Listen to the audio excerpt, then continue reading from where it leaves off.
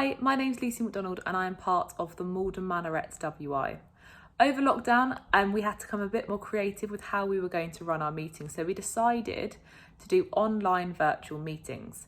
Now this meant that we had to think about ideas of what we were going to do. So the members were asked if anyone had any skills, crafts, talents they'd be happy to film and share with the rest of the WI. So I put together this video of how I decorate a buttercream cake, and I hope you enjoy it. First, and I find this quite useful, is I will do just a slight ring around where my slice is. And the reason for that is often the crummiest bit, which we want to try and get in our remove from our final finish. So go round, you'll see just how easy it is to use the turntable.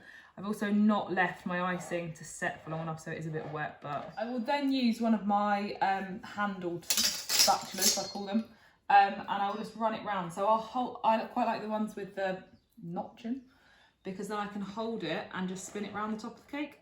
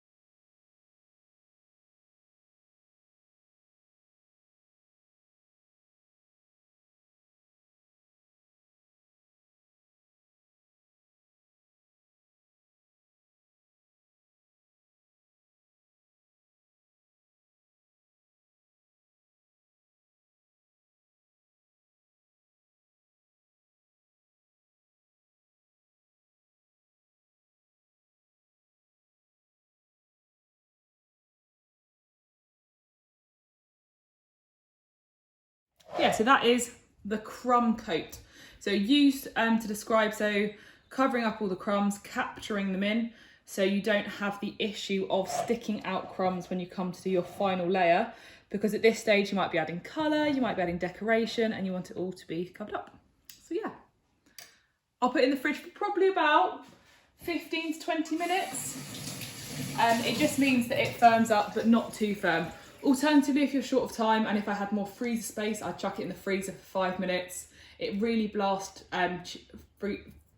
chills the cake and makes it really easy to work with. But yeah, so this will go in the fridge for about 15 to 20 minutes and I'll take it out and do the final layer. The cake has gone slightly firmer, so if I press this now, it's almost a bit like marshmallow, which makes it a really lovely icing to work with, but as I said, it's a bit of a faff to make.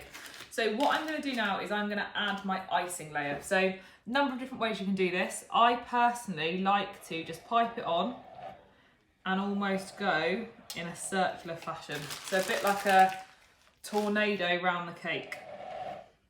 This just means that when you come through the scraping, you get a nice even spread. I might finish some bits. I always like to leave a little bit in my icing bag just in case, because you never know what's going to happen. So at this stage, I can now start using my scraper. So this is a metal-sided scraper. I love it. I think they're fantastic. They make icing cake so easy. I've had acrylic ones in the past. I've had ones that have like a joining top. This one, I can't even begin to tell you how simple it is. So, okay, so we had a few technical issues there. So the bit you missed was me moving the icing around. So what I'm doing here is I'm using my scraper to push the icing around the cake. It looks really simple, and that is because it actually is. With a scraper like this, it makes it nice and easy, and also the fact the icing is quite smooth. You'll notice as well there's no crumbs popping through the cake. That's because we did our crumb layer before. So wherever I put pressure on my scraper is where it will scrape icing from. So if I've noticed that there's a lot of icing at the top, for example, so this is really with taller cakes, I would then make sure I put my pressure towards the top.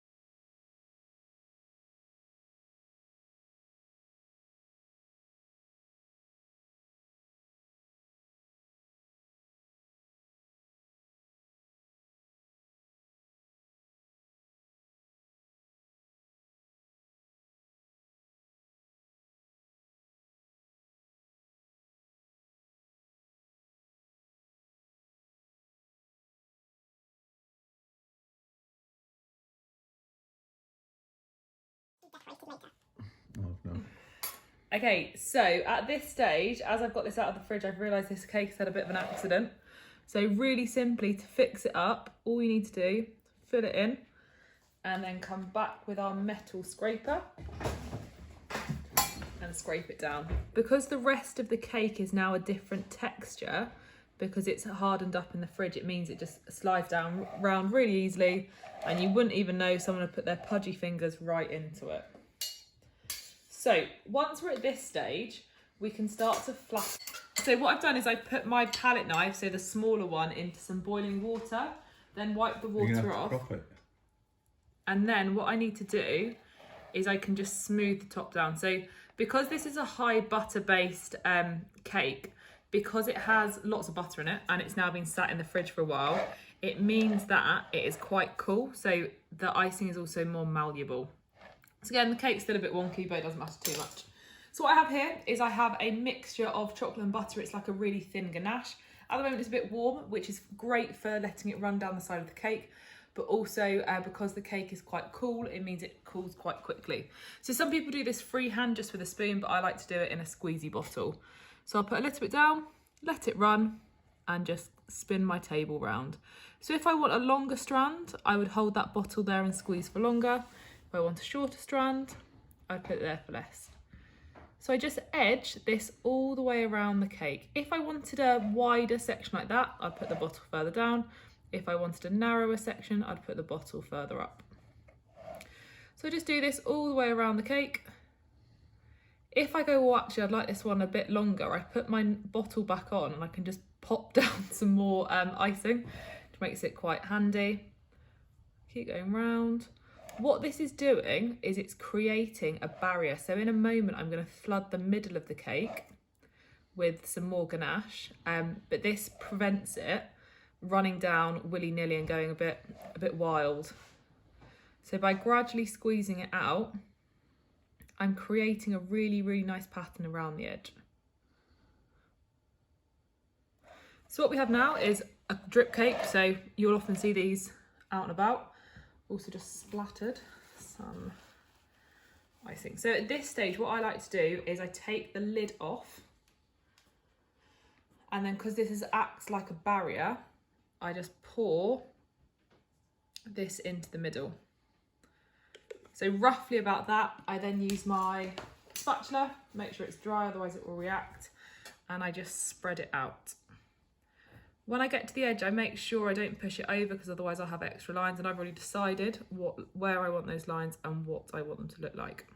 So quite often I will then just put extra accessories on top. I encountered some more technical issues there, but what I have done is I've wiggled the cake out. So by shaking it, it then gets rid of any air bubbles, and we're left with a really, really clean mirror glaze. So you can almost see me in it, that's me waving.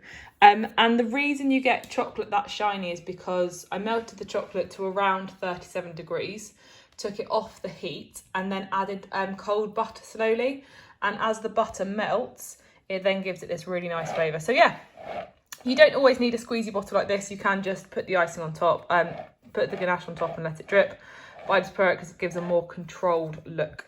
So that is the final product. I can then go around with a paper towel, just wipe the board off, make it nice and clean.